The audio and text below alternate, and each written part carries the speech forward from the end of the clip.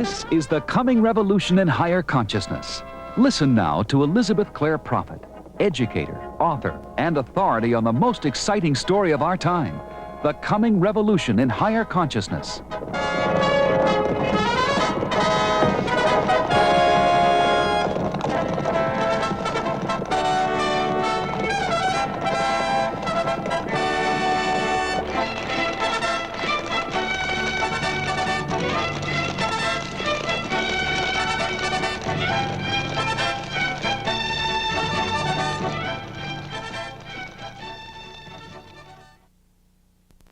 I think it's very important that each one of us find threads of contact with our friends, our relatives, acquaintances, people in the world that have some inkling and some sense of the truth and can be drawn in by various avenues, various trains of thought.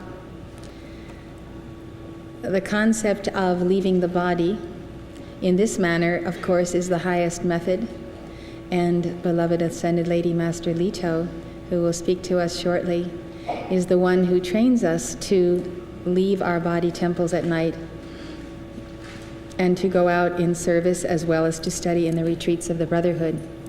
She specifically gives us the exercise of meditating on the Grand Teton, an exercise that is given in the Keepers of the Flame lessons, which you can use, and it requires that you have a good photograph of the Grand Teton in your bedroom so that you can see it facing you as you fall asleep.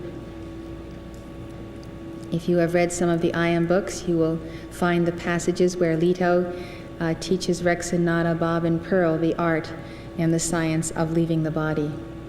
This is soul travel at the etheric level rather than on the astral plane.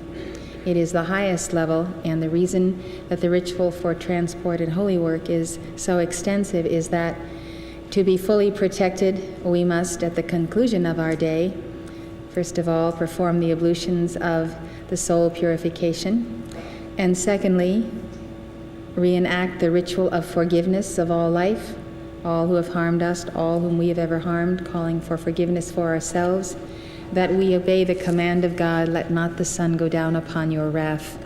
Let not the sun go down when you are at odds with anyone on earth.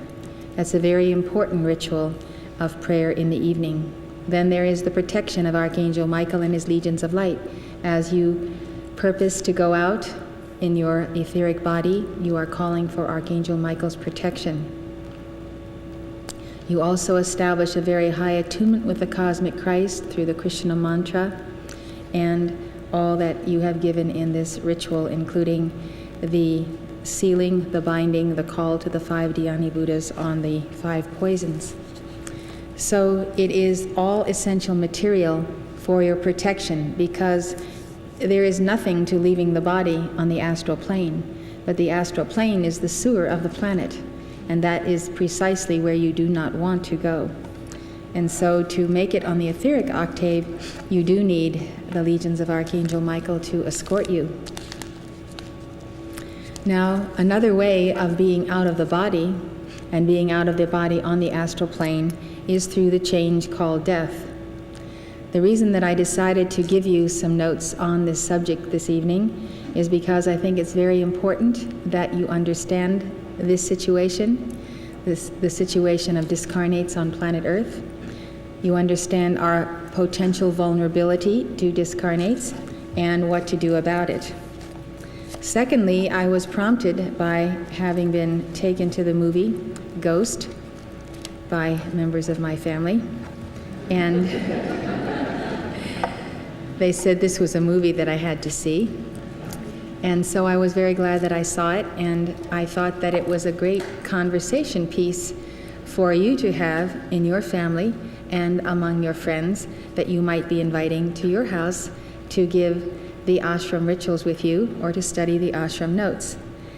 This activity of the ashram rituals is something you can do without even any affiliation with this organization. All you need is the book, and we have provided the ritual book in your hand because with much use it's going to get worn, and I thought it would be easy to have the rituals together and not wear out the beautiful bound leather version that we have of the ashram notes. And so have ashram notes and ashram rituals will travel, and you can simply invite people over that you know would like to give them and recite them. They are meditative. They cause you to exercise the power of the decree momentum, the exercise of visualization, of focusing, of meditation, of using your chakras. As you will see with the directions, all these things are combined. They are always a very wonderful experience, no matter which one you give. So I'd like to take up this movie, and I would like you to see it if you wish, and if you wish to take the notes that I'm giving you so that you can talk about it. It's kind of a conversation piece that you can bring up at the dinner table and get into things that people don't ordinarily talk about, and more so, people really do not have the answers to what is really going on. So this movie, Ghost, actually gives a very realistic picture of the death process and the discarnate that separates from the body at that point of transition. So it's the story of a New York banker by the name of Sam Wheat, who is killed by a mugger. He hovers around his girlfriend Molly, trying to protect her, and discovers that he was really murdered. At the end of the movie, as Sam succeeds in keeping Molly safe and bringing his murderers to justice, his spirit is taken up in a swirl of twinkling lights, presumably to heaven. This movie makes certain statements about life after death that I would like to examine in greater detail. First of all, it states that after death, people are bewildered and disoriented. They often stay in or near their former home. They have difficulty moving around the astral plane. All of that is correct. It's absolutely true. So, the way this death takes place is that Sam is attacked as he and Molly walk home at night after a play. As Sam fights with the man trying to protect Molly, he is shot. We see him chasing the fleeing attacker, but when he turns around to see what has happened to Molly, he realizes that his body is on the ground in Molly's arms and that she is screaming for help. Molly is shouting his name and asking him to respond, but he cannot. As Sam watches the ambulance come and take his body to the hospital, he slowly realizes that he is dead. Now, there is a process whereby people go through the change called death that they do not realize that they have been severed from their body, that the crystal cord has been cut and the threefold flame burns no longer. Sometimes it takes days or weeks or extended periods of time for people to actually recognize that they have made the transition. Sam follows his body to the hospital and sits dumbfounded in a waiting room chair as Molly is told that there is no hope. This is a typical scene that you would see if you were either clairvoyant or if the Holy Spirit showed it to you of the passage of individuals from the screen of life. For the first few days after he dies, he stays in his apartment. He cannot go through doors unless people have opened them. Sam attends his own funeral. That is often the case. People do attend their own funerals. It's almost like a necessary process of, just as it's necessary for loved ones who remain to recognize that there is a finality here and a parting. While he is at his own funeral, he is shocked to see a woman across the graveyard waving to him. She walks through a tombstone, and Sam realizes that she too is in the realm of the dead. At his apartment, Sam tries to communicate with Molly, but to no avail. He tries to touch her, but ends up walking through her.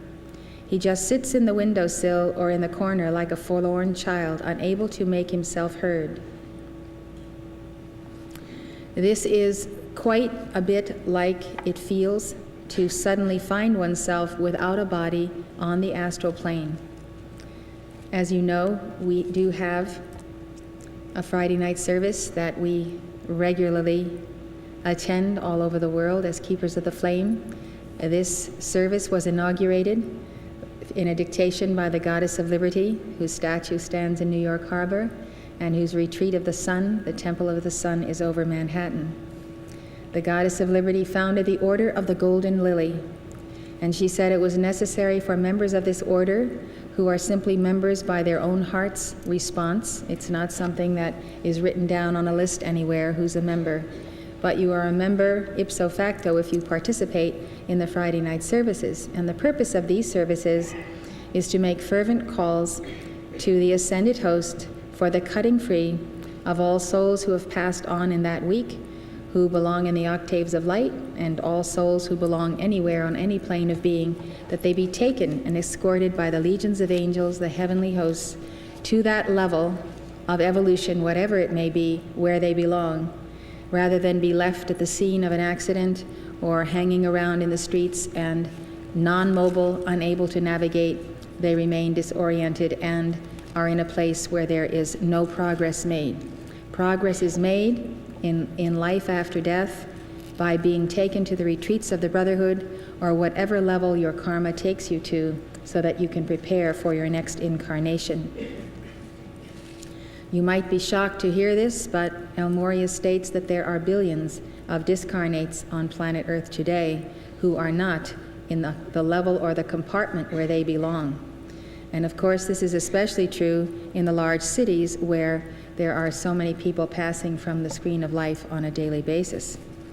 So the service that we render on Friday night is like a cosmic cleanup committee. We call to Estrella to encircle all discarnate entities, take them where they should be, and I call for the mighty dragnet of the Lord, a huge net that I visualize the size of the planet that literally sweeps around the planet and collects these life streams so that they may be taken up by angels then to their appropriate place. I cannot even tell you how important this is for our own well-being, because discarnates do tend to gather around people who have light, because they have temporarily lost the source of their own light, and so they seek to take it from those who have light. And therefore there is a bit of enlightened self-interest in participating in the Friday night services. The movie made the point that after someone dies, if they have been a generally good person, they are taken to a place with white light and good spirits. If they have been an evil person, they are taken by dark spirits. Some people can choose to remain as discarnates on earth if they think that they have something left to do, or if they are attached to their loved ones and surroundings. That is basically true. Of course, there is some error to it also. I'll give you the examples of what the movie gives, and then I'll give you an interpretation of it. When Sam dies, he looks up at the sky and sees twinkling lights that remain suspended above him for a moment. His expression is that he knows that that is where he should be going, and he hears the call to come to higher octaves. But he makes a free will decision that he is not ready to leave Mali, and so the lights disappear. It's like the angels bow to free will and leave you where you want to be. And I've seen that happen time and time again, where angels come to take souls to higher octaves and they refuse to go. They want to be in their same old comfortable situation. After Sam succeeds in protecting Mali, he is ready to be taken where he's supposed to go. And the twinkling lights appear again for a few moments. And when they are present, Mali is able to see and hear him. He says goodbye to her and is swept up in a flash of light. Now, this subject of the person being available to be communicated with during a short period after death is taken up in the book A Dweller on Two Planets by Philos the Tibetan. And I will be lecturing on it, and it is quite a complicated subject, and I would like to leave it for a thorough lecture.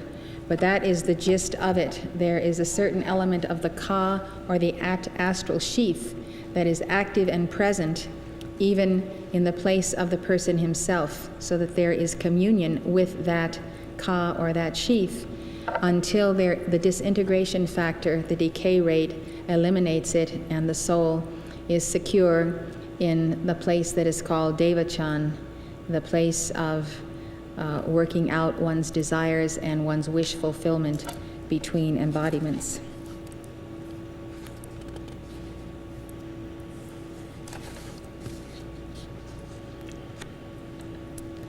Sam observes another man dying in the emergency room with the twinkling lights hovering over him, and his spirit is taken up into them right away. Other discarnates, like a man he meets on the subway, stay near familiar places indefinitely. Not everyone can choose to stay. When Sam's murderers die, instead of twinkling lights coming to get them, howling and shrieking devils emerge from the ground and take them away unwillingly, presumably to the realms of hell. That is actually not entirely accurate. My observation is that the legions of Archangel Michael come and bind evil spirits or evil life streams and consign them to one of 33 levels in descending order that is the realm of the astral plane, which finally in the lowest level, the 33rd level being the lowest, is the realm of death and hell. And it simply gets darker and more evil the farther down people are assigned. The etheric octave likewise has 33 levels in an ascending order. So the first level of the etheric octave would be like the kindergarten for souls who have done good and who deserve an opportunity to be taught the basic teachings, the basic esoteric teachings, and to learn and understand what is their true relationship to God. And then they may graduate to the second level and so forth. And the 33rd level of the etheric octave is the point where you cross over into the world of absolute spirit as opposed to matter. The etheric octave is the heaven world, but it is still in the matter universe. It's the highest vibrating level of the matter universe. I'm not saying that there are not howling and shrieking devils around that desire to take those whom they think belong to them and who are a part of them into the underworld.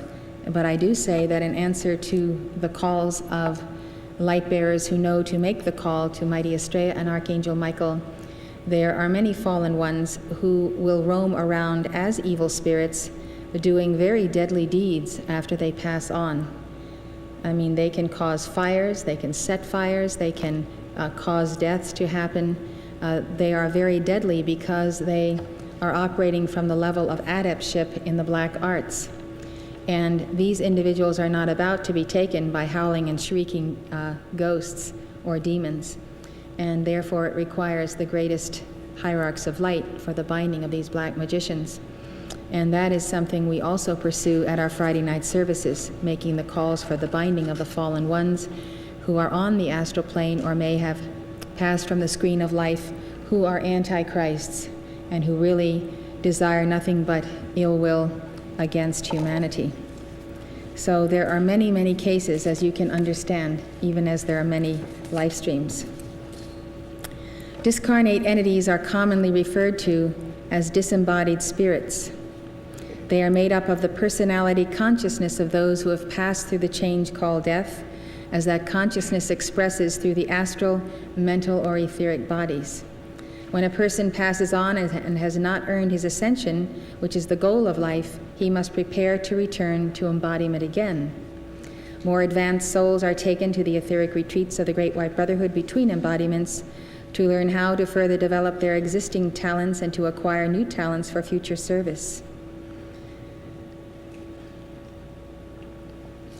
All who pass on through the change called death do not reach etheric schoolrooms. Many get stuck in the astral plane where their energies remain entangled with embodied and disembodied souls who carry the lowest common denominator of human vibration. Some life streams have such a heavy karma that they reincarnate from the astral plane. They never go anywhere, they do not advance spiritually, they come back basically as they were, with the same habits, the same desires, the same momentums. So you see how important it is to pray for those who pass on in our families, that they be cut free by Archangel Michael and Mighty Estrella and taken to the highest place possible that they can be taken to, because it seems such a long and arduous task if one is going to re-embody and basically do the same thing over and over again. And the hope of progress is in the Master's retreats. So knowledge of these retreats before passing on, some people who've had this teaching for 5, 10, 20, 40, 50 years, and have been doing their meditations nightly and practicing leaving the body and going to the retreats of the Great White Brotherhood, they pass on and their souls fly like doves to the highest octaves. So you can see the difference, and you can see with a profound compassion how this teaching needs to be spread so that we can help people and prepare them. There is the Tibetan Book of the Dead that prepares individuals and souls to go on. There are prayers that are read to the dead for consecutive days, guiding the one who has left his body and actually preaching to him not to fall into dark vibrations. So we know that one thing is sure for all of us, and it's not taxes alone. It's death itself, and that transition can be made in the highest light, entering the resurrection, or it can be a very unpleasant experience. Those who are overly attached to earthly things, such as family, position, unfulfilled desires and ambitions, or personal involvements, they are so much a part of the world that when they pass on, their spirits are not free to rise into the many mansions in the etheric realm that God has prepared for those who love Him. Another situation you have with the ritual of the burial of the body is that the light remains in the body. The soul tends to be attached to the body, and then you have loved ones remaining who hold on to the person, continue to look for them, to want to see them, to want to hear them. They go to spiritualistic seances to receive messages, and so they exert such a strong pull upon the life stream that he can scarcely get free. The Ascended Master way, and the way it was done on Atlantis, was cremation, and it is cremation today, and all keepers of the flame receive the suggestion, if it is their wish, to make certain that in their will there is the statement that they are to be cremated, so that well-meaning family members do not change that situation after the fact and therefore bury the body and cause a prolongation of the disintegration of the body, the cells, and hence the light that is in the body and the cells. So I think that cremation by fire is the way that the soul most easily gets free from the emotional attachments to the body, and it also helps the family who remain to get over that attachment and to contemplate the soul in light and in higher octaves.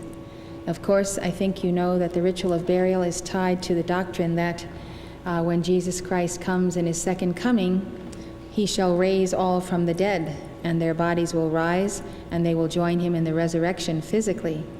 We do not subscribe to that belief in any way, shape, or form. But those who do would find it absolutely catastrophic to know that a loved one's body has been cremated. And therefore, we see that the process of burial goes on.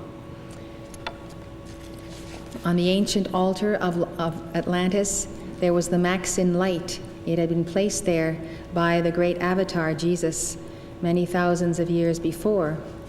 And whenever someone died, their body was placed into that flame, and it immediately dissolved. And that was one of the temple rituals that was performed. That also is described in A Dweller on Two Planets by Philos. It's a very interesting study because it shows how ancient is the rite of sacred fire as the repository for matter, physical substance that is tired energy. It is tired material, and it needs to pass through the flame, recycle back to the great central sun, be repolarized and recharged, and used again in creation. That, of course, is why we pass through the change called death, because the bodies we wear have become used, and they have become tired, and it is time for all of their atoms to recycle in the great central sun. I personally believe that in the days of plague, of cancer and AIDS and so forth, that it is not wise to bury bodies, the bodies of the sick. I believe that there is possibility of contamination through underground streams, rainfall, groundwater, and that these are deadly diseases that, who knows, can be transmitted in that way.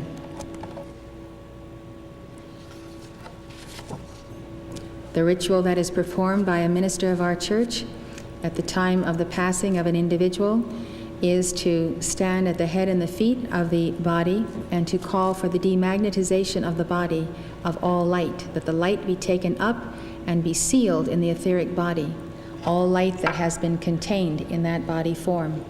And those are prayers and calls that we make to the angels before the body is placed in the crematorium in its proper place for that ritual.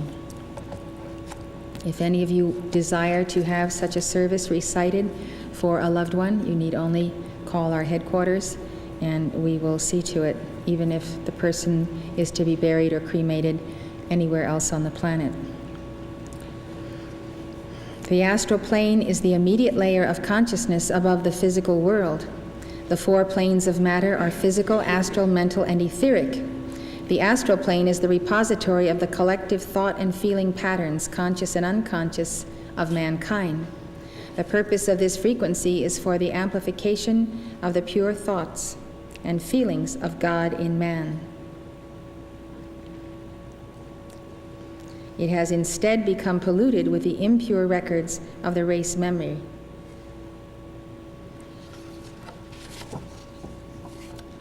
Souls who lack the necessary spiritual momentum to rise to the etheric octave hover around all the old familiar places, unable for the most part to communicate with those they have left behind.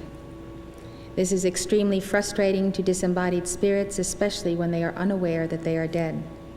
They are fully conscious of the physical world around them, yet they can move among the living.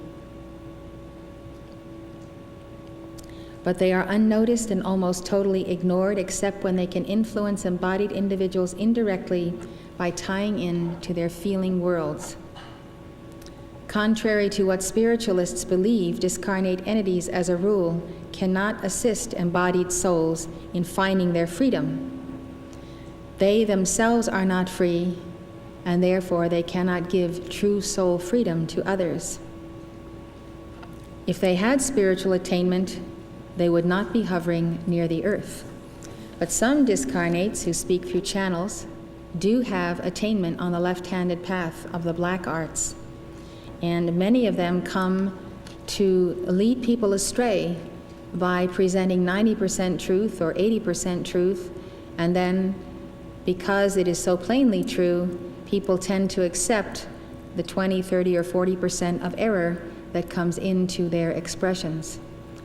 It is quite dangerous to allow oneself to take directions from a discarnate entity, even if they claim to be an advanced soul from Atlantis or from ancient Tibet or wherever, and they have come to deliver their messages to a select group of people on the planet. So this is the difference between channeling and receiving messages from disembodied spirits who have hung around, and taking a dictation through the Holy Spirit from the ascended masters who are God-free beings. I do not consider that I have psychic powers or even clairvoyance. I consider that what I have is the mantle of the messenger, and that my dictations are taken through the agency of the Holy Spirit. The mantle is a grid of light that is around me to protect me from receiving teachings or dictations from any but the ascended hosts of light. In fact, it is not lawful.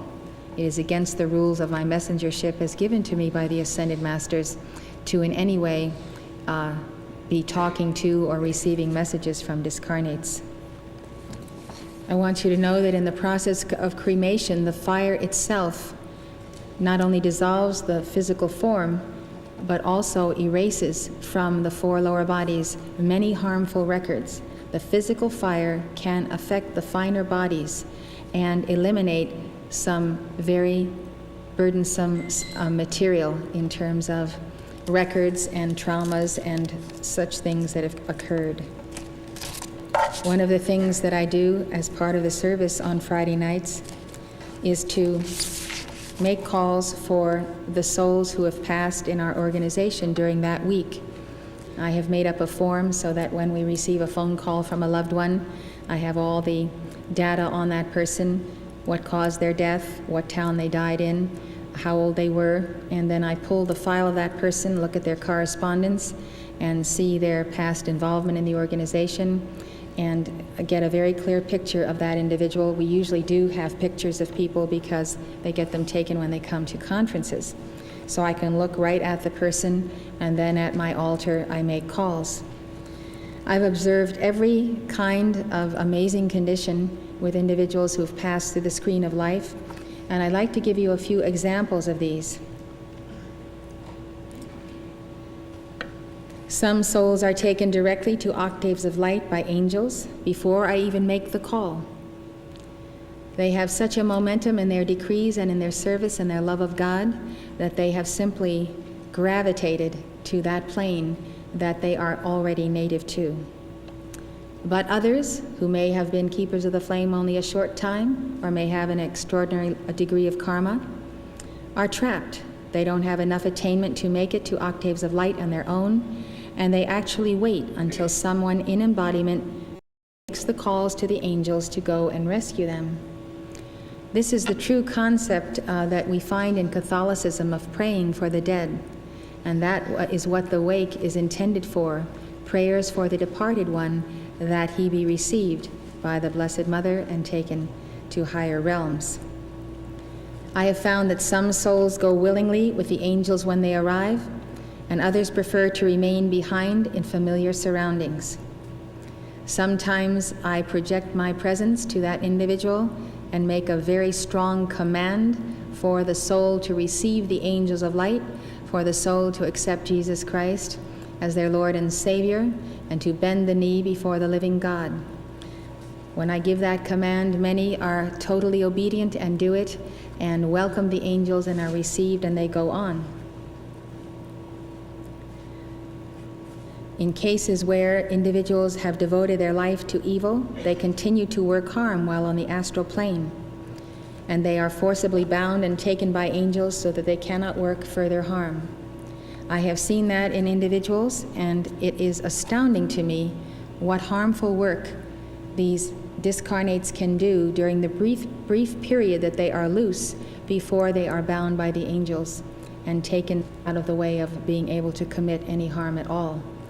And I have seen some just horrendous things happen through such life streams, and that is why I counsel all keepers of the flame and my staff to give a daily round of calls to Estrella. It is 1014 in the decree book, and you have it in the Heart, Head, and Hand booklet. The circle and sword of blue flame, given daily. Give it 3 times, 9 times, multiples of 3 or 9. We give them 36 times daily, have done so since the founding of our organization. It's a daily ritual that is done in the evening before retiring. It keeps people absolutely clear and free of discarnate entities, as well as entities of their own habit patterns. We all have various momentums, and there are always entities around to tie into those and attach themselves to us. I consider the call to the Starry Mother, to Estrella, as the greatest asset to the light bearer who wishes to guard his light and be free from the imposition of those on the left-handed path that are out of the body. I'd like to give you the example of a young man who'd been a keeper of the flame for about 3 years. He was from South America. He had quit using marijuana and cocaine before he attended Summit University. He returned to South America and passed on in 1988 of a cocaine overdose. The overdose may have been an accident, or it may have been given to him by someone who intended to kill him. He was robbed after he died. As soon as I heard about his passing, and sometimes I don't get word because the family is not connected with the church, and word reaches me sometimes weeks and months after the passing of an individual. When I found out about it, I called to Archangel Michael and the Blue Lightning Angels to go and find him on the astral plane and to take him where he belonged. I called for the all-seeing eye of God to place a ray of light on him so that he could be found. The astral plane is simply unfathomable depths of darkness. It is not easy to find people, to find missing persons on the astral plane. My call is always that the angels will take the person to the proper place of learning and preparation. Well, he was found sitting in a bar on the astral plane. He had been partying since he died. When the blue lightning angel approached him, he realized that he was dead. This is months after he passed on. He became hysterical. How did he recognize the blue lightning angel? Because he'd been in our activity for 3 years and made calls to Archangel Michael. That is more than I can say for some discarnates. They don't even recognize an angel when they see one. So the angel, mighty in the Lord and powerful, took this beloved soul, put him to sleep, and set him in a place, a retreat for those who need a rest and a reintegration with their 4 lower bodies, and who need to be disassociated from the event of their passing so that they can go on with their evolution. They need rest, and they have a type of rest, even though it's not in the physical body. So they may be resting there for days, hours, weeks, months, or years, depending on the healing process that needs to go on.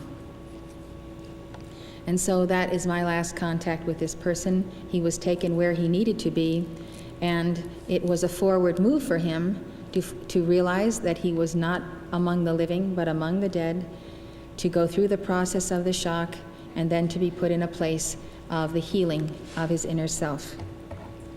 The next example was the case of a teenage boy who was killed in a car accident.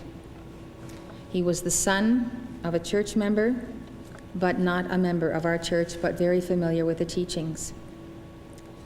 At the time I made the calls for him specifically on taking up of his soul, it was several weeks after the car accident. Now, various individuals had made calls on his behalf and prayers were given, but for whatever reason, he was still at the scene of the accident. He could not move, he could not get away, and whatever the great law dictated, I don't know, but he could not be taken until the time came when I made the calls. When the angels came to him, he stood up, and he recognized them because of his knowledge of the teachings. He asked them to take him where he was supposed to go. And they took him to a special retreat in the Rocky Mountains in Colorado, over the state of Colorado. This is a retreat that I had not known even existed before I made this call. It is a fairly new retreat, part of an ancient retreat, but an entirely new wing, shall we say, of the retreat that is specifically dedicated to teenagers who have died violent deaths or drug-related deaths.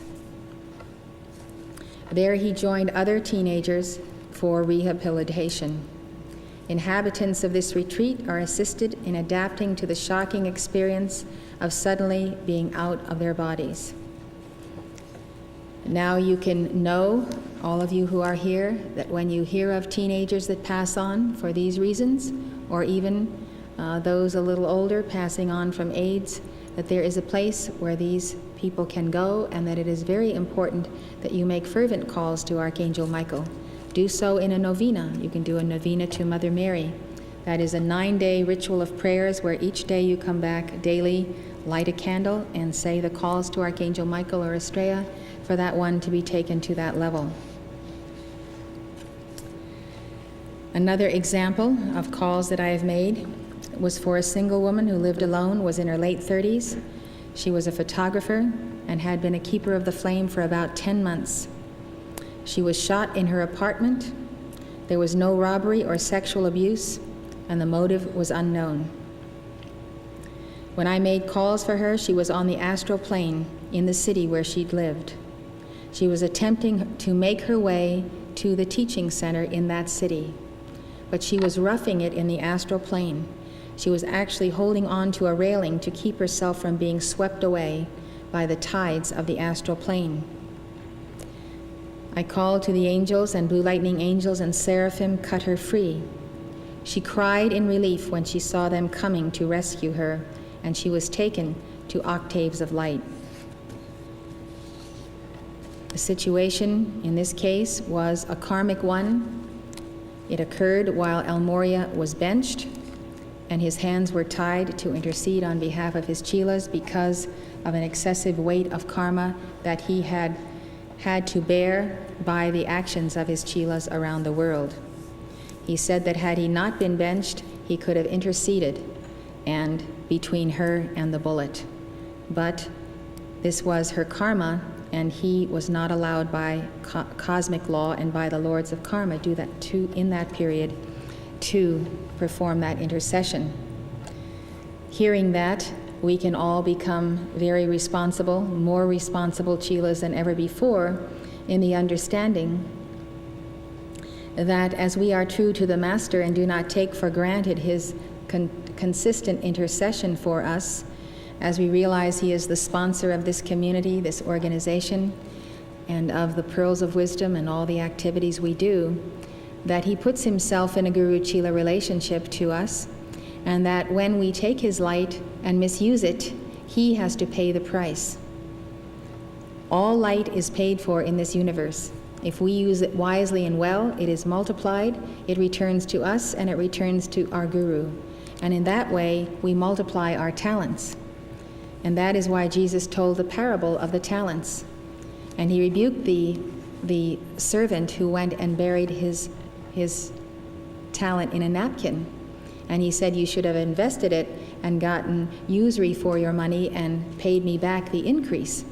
So that is what the Guru expects, that when we receive light from the Guru, we put that light to good use, and we therefore contribute to his momentum, whereby he can continue to assist others. So when we don't, when we ask for light, we receive it, we squander that light, we waste it. As the Bible says, we squander it on our lusts for the things of this world. Then, when we go to ask again, we will receive not. So compounding this by many thousands of chelas who get careless with their familiarity with a beloved Guru, we can see that this wound up in El Morya being benched a few years ago.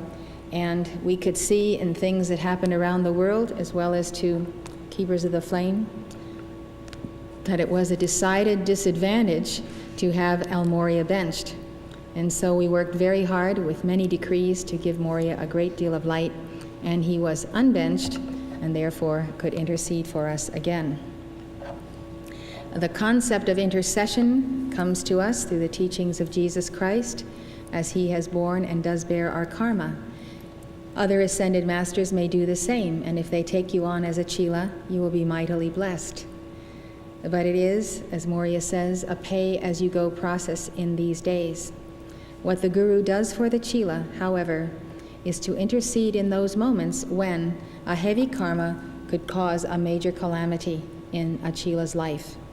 And because the Master is grateful for the chela's service and for his upholding of the light, he will come between the chela and his karma. And because he does so, many of us never realize what we have escaped and what has not befallen us because of El Morya's loving intercession. The next case is a person, a woman who was a keeper of the flame for 4 years, who was a hemophiliac, and she died of AIDS received from a blood transfusion. She was on in years, and when I made calls for her, I discovered that she was already on a certain level of the etheric plane. She was in the body of a little child, and she was running through meadows of grasses and flowers, enjoying herself. This type of activity, where we can experience the childhood of our souls again, is a healing process and a transition period, preparing the soul to re-embody and to be delivered of the scars of such a death. She had balanced 23% of her karma. She had karma which could only be paid off through her passing in this manner, so the very nature of her passing was just according to the law of karma, because she paid off a heavy weight of karma and record. She will be given the opportunity to re-embody and to continue working toward her ascension. She was a very sweet soul. She sent me her picture and told me that she was dying of AIDS, and I kept the vigil with her as this process came about. Another person, at the age of 60, a woman, passed on. She had attended 7 conferences and seminars, was a keeper of the flame for 4 years. When I made calls for her, I found her stuck in the astral plane. She was surrounded by sympathy, self-pity, and therefore tied to discarnates of the same vibration. She was sitting with a group of gossiping ladies. When I observed this, I once again projected my presence to her, and I said, "I am here, and you must listen to me, and you must go with the angels who have come to take you." And she looked at me and the angels and said, "Why are you here?" She remembered and said, "Oh, I know why you're here. I have to go with you." She turned to the other ladies and said, "I have to leave now. I'm going to a better place." Now, these 2 ladies who were discarnates of a much lower order and were in the astral plane for their own karma, they said to her, "We'll see about that. You won't be happy there." They were trying to talk her out of going to the higher octaves. And this is what happens when people get stuck in the astral plane. There's a tremendous pull by other discarnates to keep you there. She went to the etheric octaves with the angels, and she will have to work very hard at inner levels. But she has a good start on coming back in her next life and making progress on the path. When you make contact with the Great White Brotherhood, if this happens to be the first lecture you've attended, you have made contact. The thread of contact is established. If you pursue the teachings with diligence and your decrees, that thread of contact gets stronger and stronger until it's a veritable rope. And then it becomes like a steel cable. And you never let go of the Ascended Masters and the heavenly hosts, lifetime after lifetime, until you make it.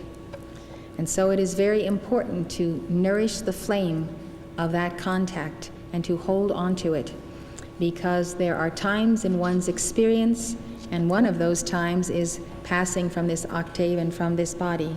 There are times when that contact with the Great White Brotherhood is your life preserver, your life saver, and the most important thing you have. As you know, from dust to dust, naked I came into the world, naked I depart. We take nothing with us but our light and our attainment and the deathless solar body that we have woven. Your Keepers of the Flame lessons tell you about the weaving of the deathless solar body that you need to enter higher octaves. It's called the wedding garment in the Bible. But you have to remember that there are some things that are of ultimate importance in your life, and all of the passing fancies of life, all of the possessions that we can fascinate ourselves with, all of the new this and the new that, it doesn't go with you. Everybody else gets their mitts on it, and you go naked as a soul back to the Lord. And at that moment, the most priceless possession you have is the thread of contact with those elder brothers and sisters who can assist you in your journey. There was a communicant of the church, had been a member for 14 years. She died of cancer at 65. She was already in the octaves of light when I made calls for her. She was attending classes in the etheric octaves to prepare for re-embodiment. She didn't have too much momentum on decreeing in all those years, but she passed on with 35% of her karma balanced. The last time I saw her, she looked well, but she told me she wasn't long for this world, and that she had karma and she would be returning, and she hoped to be re-embodying at the retreat in Montana. So those are a few examples so that you can see and understand that life definitely goes on, and for a time it's very inconvenient and hazardous to be without a physical body.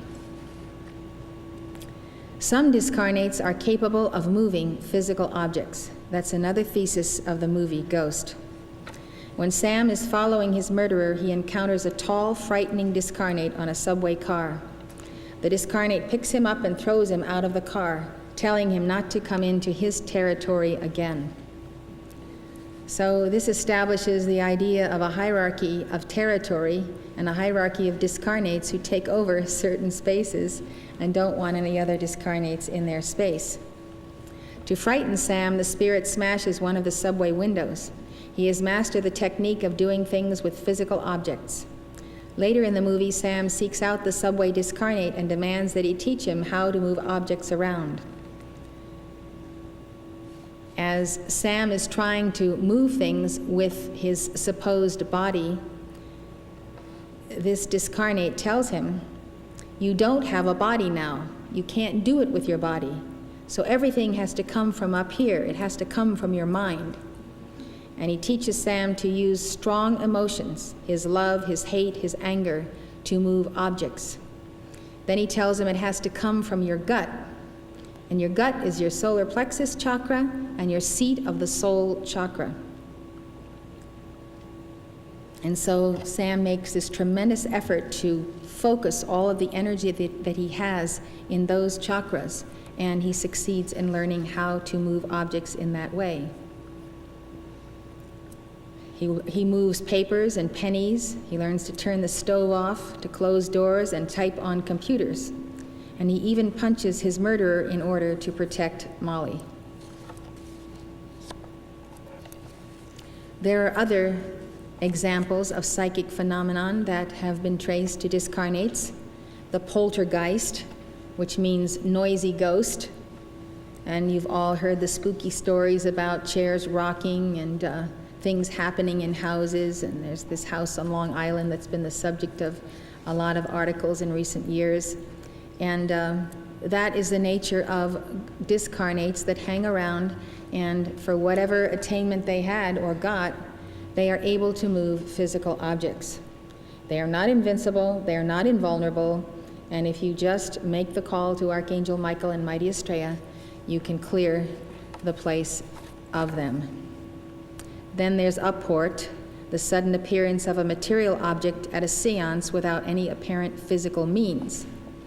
There are voices speaking, and there are materialization of spirits.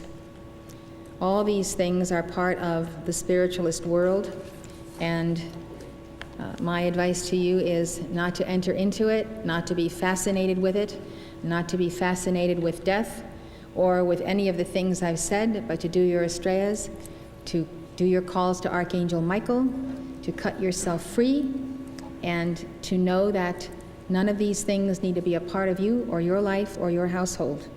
When you have any sense of suspicion of it, you need to go to work with your decrees and call to Archangel Michael to come, clear your house, clear your office, clear whatever room you're staying in. Wherever I go, I call for the clearing of the discarnates out of the room. If I'm going to hold a lecture, I'll come in ahead of time and make those calls.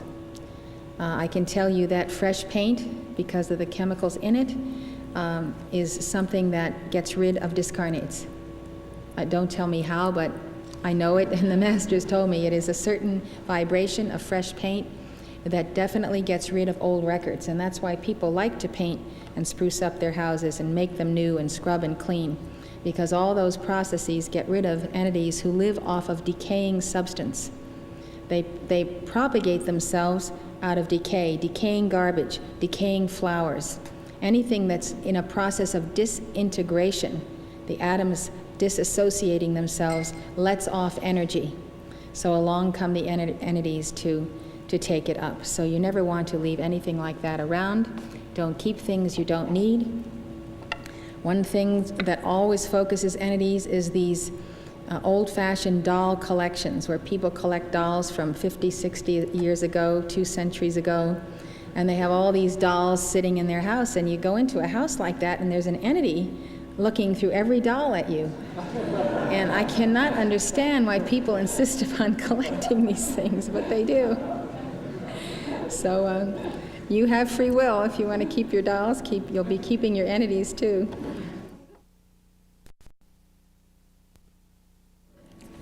Another statement that the movie makes is that discarnates crave the sensual pleasures they had while they were in human form.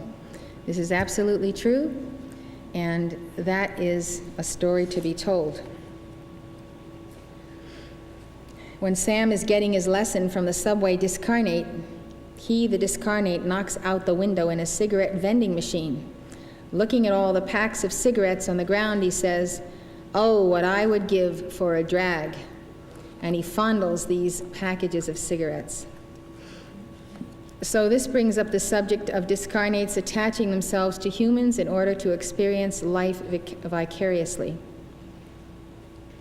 The law of attraction, which states that like attracts like, governs the movement of entities. Discarnate entities gravitate toward energy pools of a similar vibration. Just think about it. Entities of self-pity gravitate toward people who have self-pity. And any human vibration you want to name, whatever a person might be in that vibration, they will attract that entity. If you have the joy of the Lord and light around you, you will not attract entities, you will attract angels and higher beings.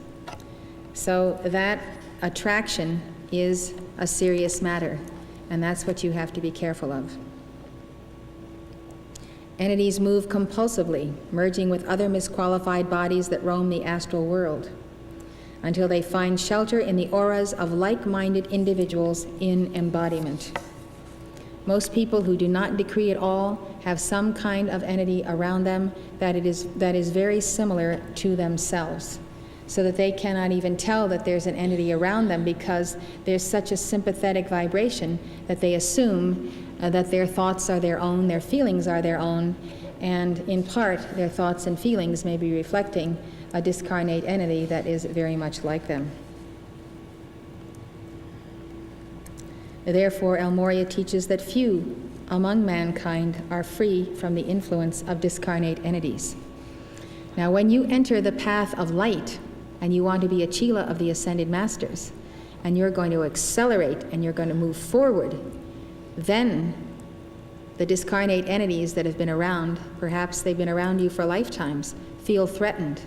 And they try to remove you from that path and get you to not do your decrees, stay away from services, and get farther and farther away from that thread of contact that you've established. This is why it's important for Keepers of the Flame to pray for those who are entering the path.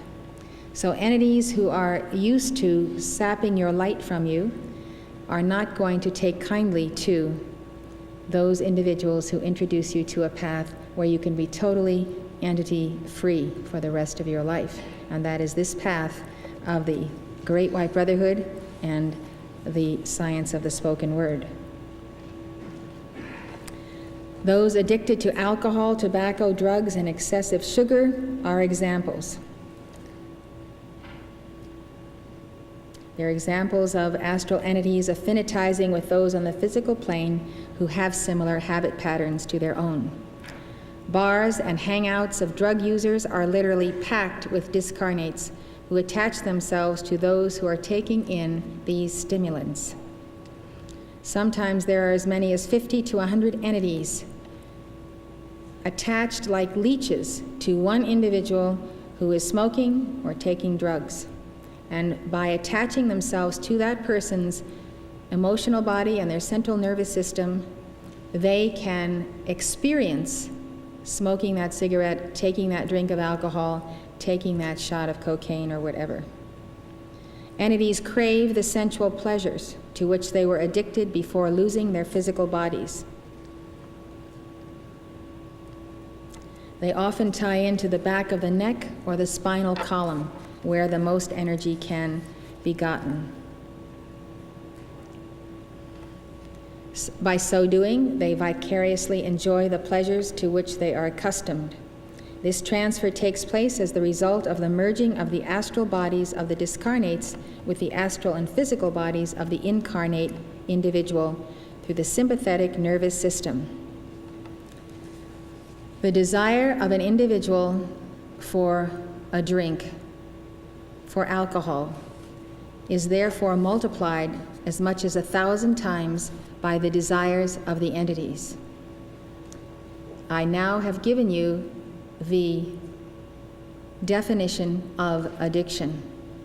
The reason why people find it impossible to stop smoking, stop drinking, stop the sugar habit, stop the drug habit, And even when they know, they may die of AIDS, of being completely careless and carefree in their sexual habits, contracting AIDS, etc., is because these demons and discarnates tie into them and urge them and goad them to engage in their old addictions and habits.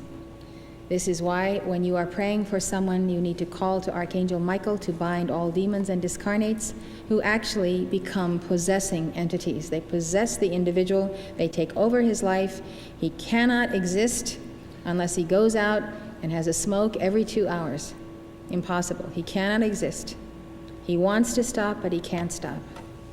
When you come to the feet of the Ascended Masters and you call for their help and their intercession and you give your estrellas and you make your determination, you'll be surprised what miracles will happen to you, how you can be immediately free of these harmful substances because the legions of light take from you all those entities.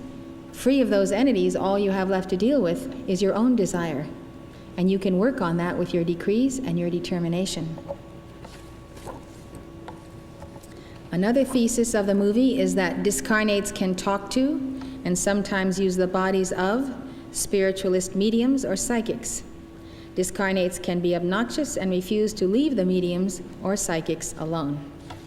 That's what comes up in a very humorous sequence of scenes where Sam goes to a medium in order to communicate with Molly.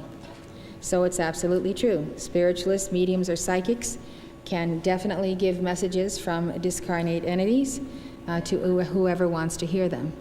We don't pursue that practice, and we recommend our students do not, because it simply ties you into the astral world. It ties the soul who should be going on to another mansion in our Father's house into a sympathetic and symbiotic relationship to yourself. When people pass on, it is the will of God, or it is their own free will if they have destroyed themselves in one way or another and created their untimely death. But death is a finality, and we have to surrender our loved ones because they have places to go and work to do, and we have to continue living, as hard as it is. So, anyway, Sam has to solve the murder of himself because Molly knows the murderer and does not suspect him and is friendly with him, and he is concerned that, Sam is concerned that his murderer will now murder Molly. So Sam goes to a spiritualist medium, Oda Mae Brown, who is played by Whoopi Goldberg, and it's a really very humorous scene. He wants to get her to help him warn Molly. At first she refuses, but he keeps her awake all night singing until she finally agrees to help him. And Sam goes to her throughout the movie. At one point, he interrupts the seance, attended by about 10 discarnates. Actually, she had been a fake all these years, but when Sam came along, she really started hearing discarnates. And so now her place is packed with them. And in the confusion, an impatient spirit jumps into the body of the medium and begins speaking through her. And all of a sudden, she's talking with the voice of this man. When she orders the discarnate out, he lies limply on the floor and has no energy to move. His fellow discarnates ridicule him for not knowing that entering a body drains a discarnate of energy. What the film does not bring out is that discarnates drain energy from the medium. And that is why the Brotherhood is so adamant on this question of going into seances.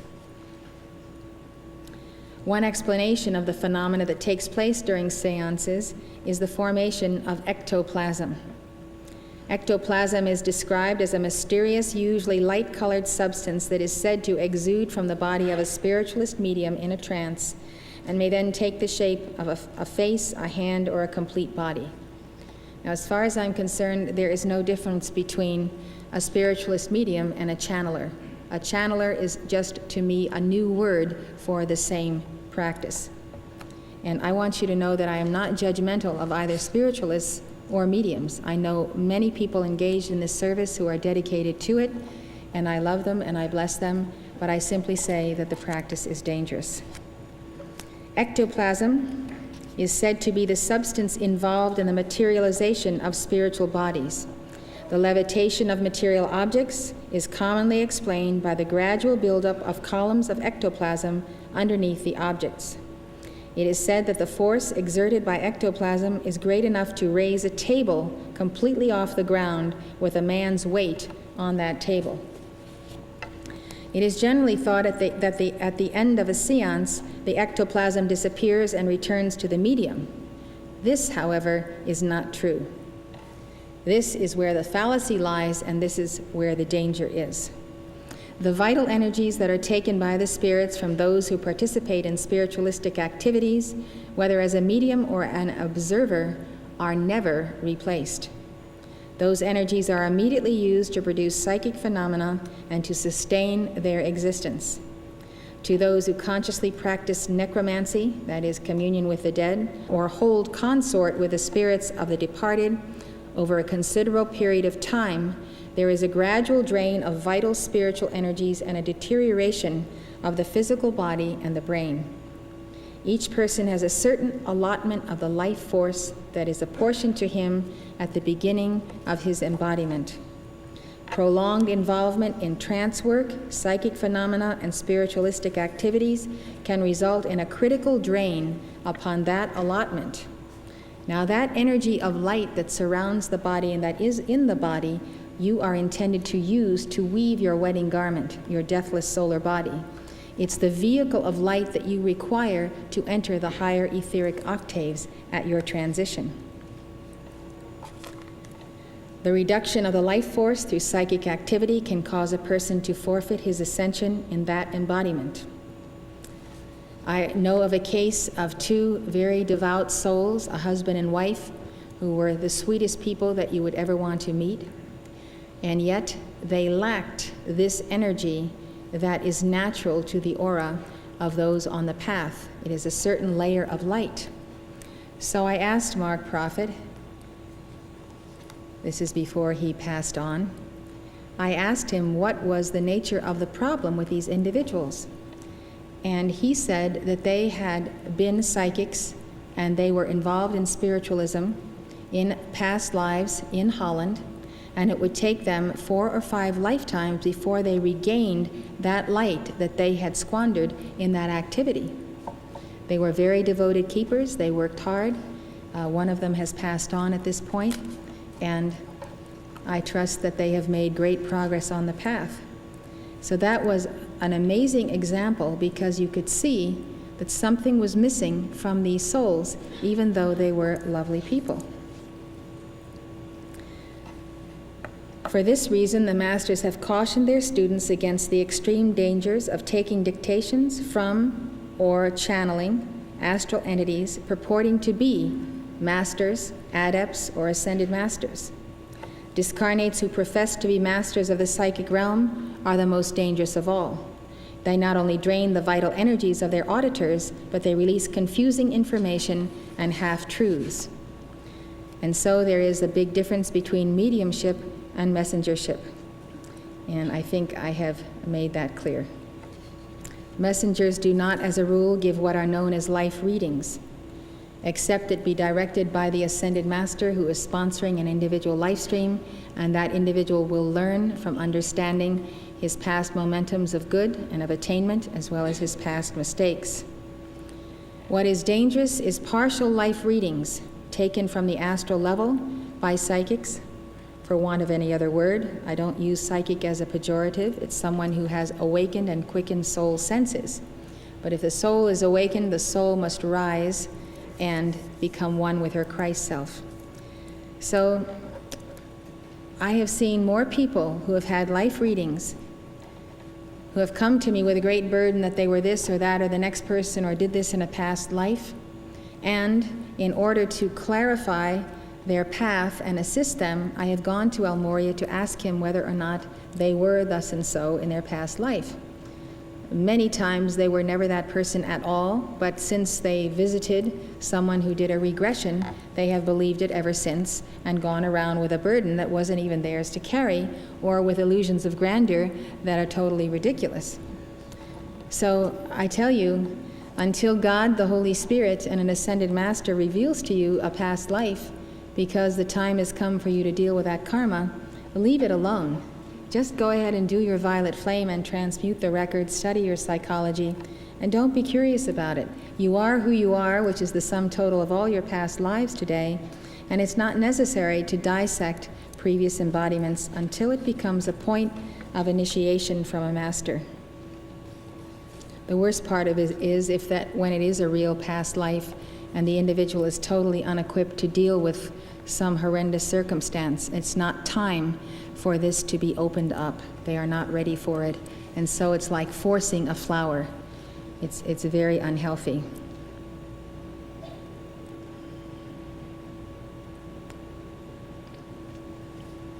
The path of the ascended masters leads to the ascension. The path of psychic phenomena can lead to hell or the astral realm. Saint Germain once said that nothing good can come out of the psychic. The thing about astral entities is that they are tormented by their unfulfilled desires and disconnected from their God presence and Christ self and the soul.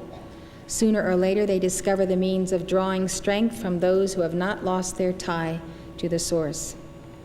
They can get your energy if you overload your body with sugar, for instance, and you get so yin that you are open, and that energy of light is actually coming out of you and therefore can be taken by entities.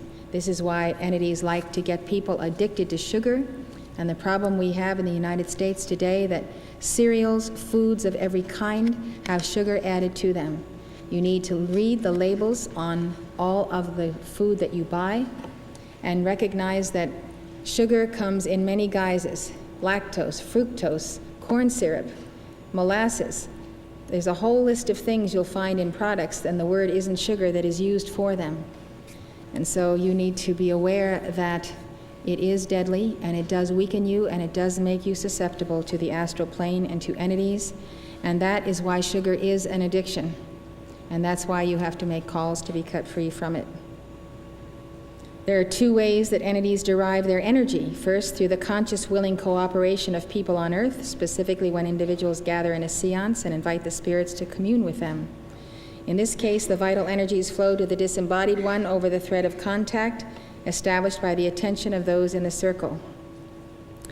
It is cosmic law that wherever you place your attention, there your energy goes.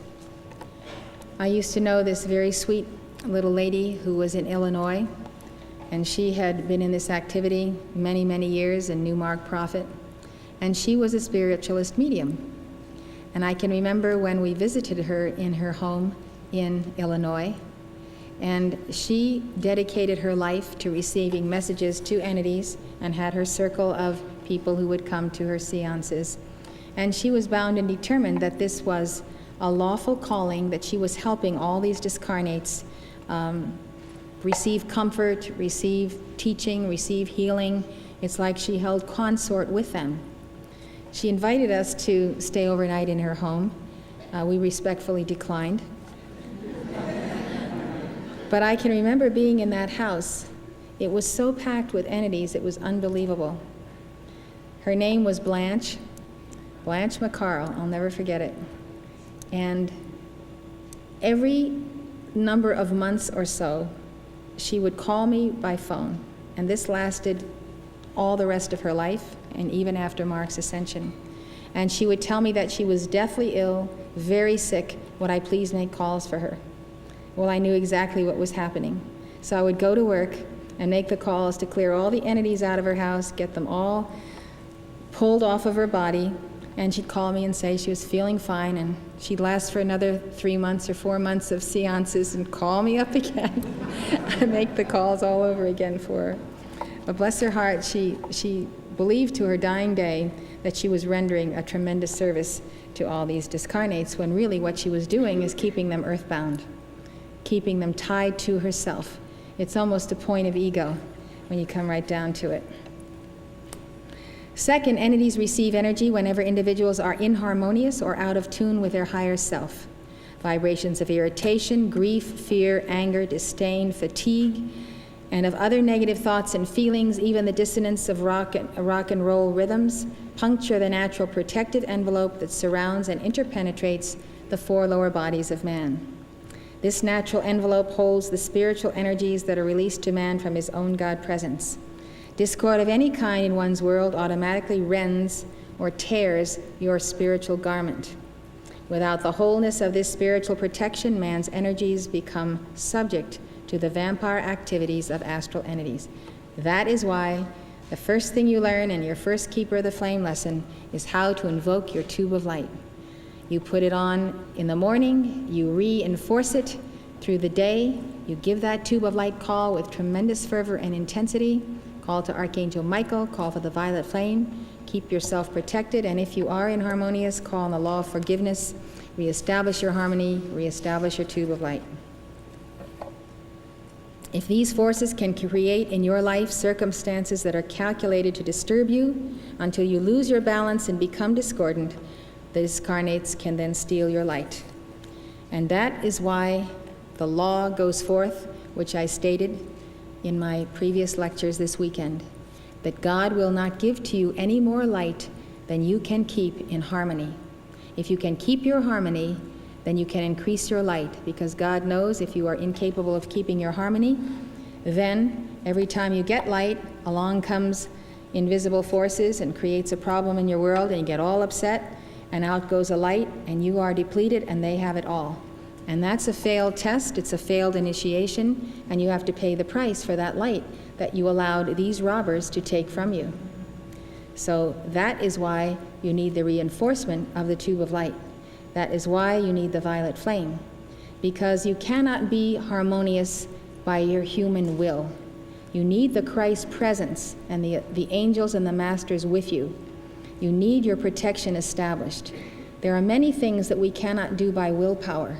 We are overcome by ancient momentums of being upset and getting disturbed over things. And so, seeking the higher way of oneness with the Christ, oneness with Jesus, or the ascended master of your choice, is the way to begin to develop the strength to resist falling back into those patterns of becoming upset. This is why you need to get the pearls of wisdom, to be sure you don't miss those pearls, that you study them. They're your contact to my heart and to the Master's heart. It's why you need your Keeper of the Flame lessons, and to really decide that you are going to become an alert Chela. You don't have to spend hours a day at it, but you have to put some time into the path if you're going to get the rewards that you deserve. Another kind of entity besides a discarnate entity is a mass entity. Mass entities are force fields of humanly misqualified energy. They are the thought and feeling creations of unascended man. These entities are the accumulation of mankind's own momentums of hatred, violence, war, greed, mayhem, murder, gossip, etc. These entities, as islands of darkness, float on the astral plane. They can be as large as a city, and they are very deadly. And then they come upon people whose bodies and whose minds they can use to wreak havoc in the community. Diabolical forces direct these pockets of darkness against unsuspecting souls. Acts of crime diagnosed as temporary insanity are sometimes brought about when vortices of vicious energy are focused upon the auric fields of unsuspecting or negative individuals. These individuals are vulnerable through their receptivity to harmful vibrations or their lack of defense against them. This is why sometimes when there are mass murders, you see a repeat of them, and they come in waves and cycles, and they sweep the country. Unbalanced individuals read about a mass murder in the paper. They get totally absorbed in it in a crazed way. That mass entity gravitates toward them by the like attracts like. And that mass of demons, it's like a swarm of bees. It's a huge energetic force field that moves toward the weakest link in the human chain and acts through that individual. Mass entities can work through madmen, through leaders, through people who direct all types of murders and atrocities on a large scale. And so those mass entities are what we work on at our Friday night service, as well as the discarnate services. I talked to you about Estrellas, and this is what Estrella has said in her dictation. The Lord God has given to man dominion over all things, but this dominion does not give man the freedom before he attains self-mastery, to probe the depths of human effluvia and to become entangled in the astral world of thought and feeling. The source of all human imperfection is old astral records. Buildings and houses, people, and even animals in the world of form are filled with these old records. Your tube of light must be made strong and resilient that it may bend when necessary, but never break against the onslaughts of psychic disturbances. You must learn to move in the world of form as victors over death and misqualified energy. The vortices of evil and of psychic disturbances may move all around you, but you may call upon your divine presence for release and deliverance. You may call unto me, and I will assist you by locking my cosmic circle and sword of blue flame around these vicious foci and providing not only yourselves with deliverance, but also those whom you love. You must be persistent in your calls and determined in your conviction that the light of God will not fail to answer them, and you must under no condition yield an inch of ground to those forces which are not of the light. Beloved ones, these forces could not survive a single day if it were not for the feeding of mankind's energies into them. There is only one source of life, and that is God. The inhabitants of the astral world have in the main cut themselves off from the divine idea. They no longer recognize the God of the universe as their God. They seek to take the vital energies of God released to man daily and to siphon them off through his imperfect mortal consciousness by playing brother against brother, by creating situations of hatred and confusion so that people will willingly yield their energies to the wrong vibratory action. Every time you lend yourself to feelings of irritation, criticism, condemnation, and judgment, or inharmony of any kind whatsoever, you are prolonging the life of the astral entities, whereas divine harmony is of no use to them at all, and divine harmony seals you. God's energies, when retained inviolate and pure by man, can never be trampled upon by the astral creation, for they cannot enter perfection, and thus perfection is its own protection. Jesus gave the key to wholeness when he said, "Be ye therefore perfect, even as your Father which is in heaven is perfect." Entities are unable to attach themselves to those who prize harmony above all godly virtues. If these entities can catch the children of the light off guard, they can derive more benefit from their relatively pure energies than they can from the relatively impure energies of those who move in and are saturated with the momentums of the mass consciousness. For the purer the energies, the more readily they are assimilated. In particular, the taking of drugs tears the protective envelope placed around souls at birth, leaving their users more vulnerable to the activities of discarnates.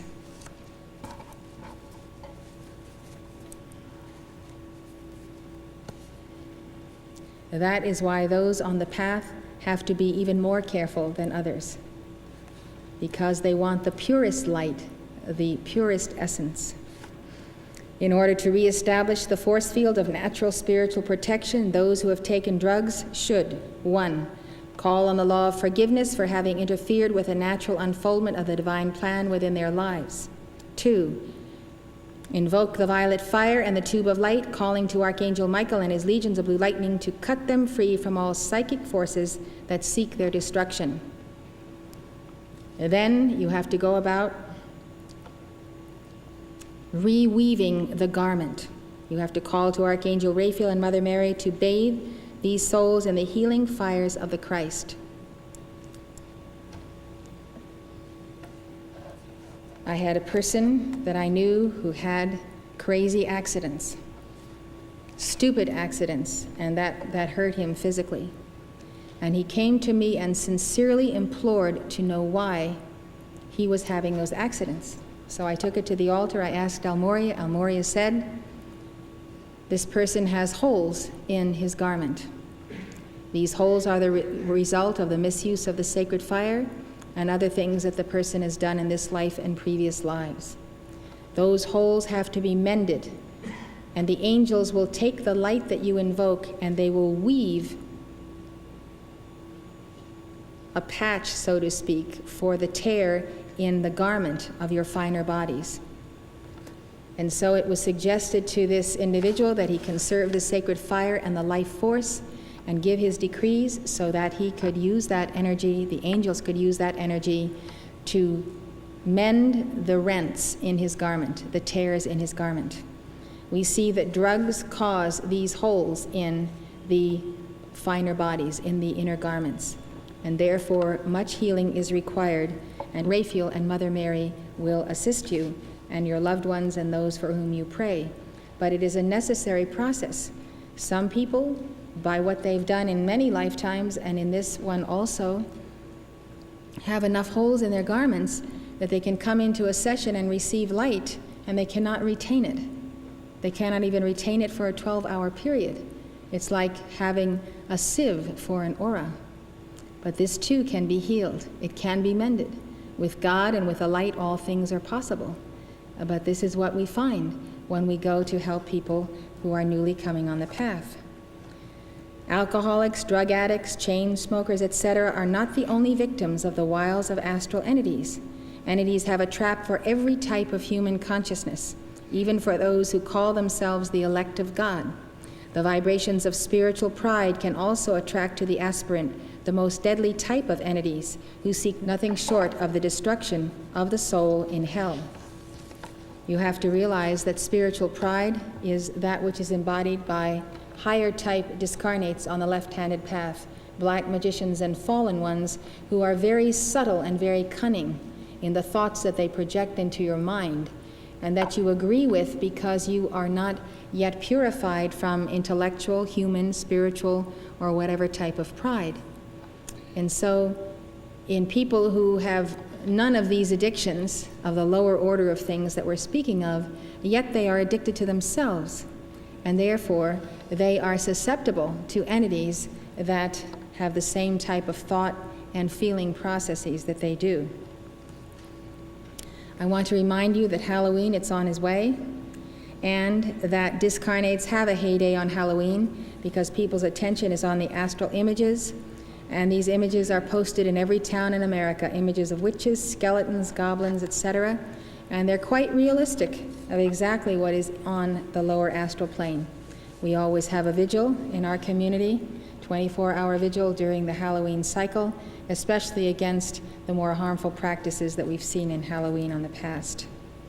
Entities have names so that they can be named in our decrees and prayers. And that is why Jesus said, "What is thy name?" when he was speaking to the discarnates, the possessing demons, before he would cast them out, and therefore he would name them.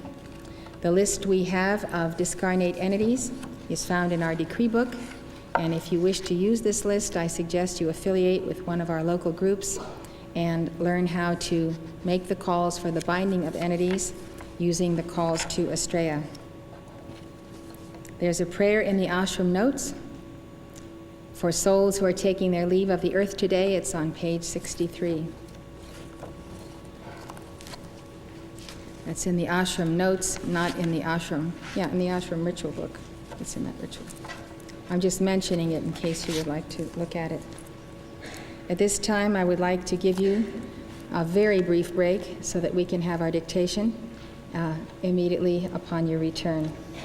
Thank you very much for allowing me to give you this lecture at this late hour. I felt it was very important for your understanding, especially those who live in and around the city. We are in New York, and it does need a cleanup. Thank you very much.